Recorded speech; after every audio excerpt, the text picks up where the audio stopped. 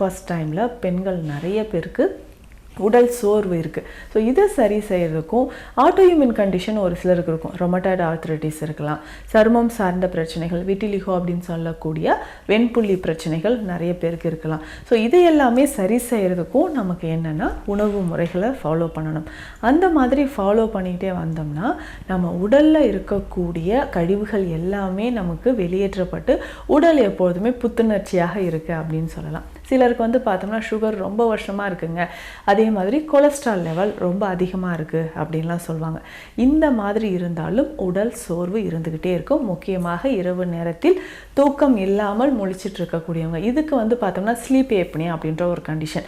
இந்த கண்டிஷன் இருக்கிறவங்க மறைமுகமாகவே எனக்கு ஏன் உடல் சோர்வு இருக்குது தெரியலையேன்னு சர்ச் பண்ணிட்டு இருந்தீங்கன்னா ஸ்லீப் ஏப்னியா கண்டிஷன் இருக்கும். அதாவது தூக்கம் ஒரு டிஸ்டர்ப்டு ஸ்லீப்பாகவே இருக்கும்.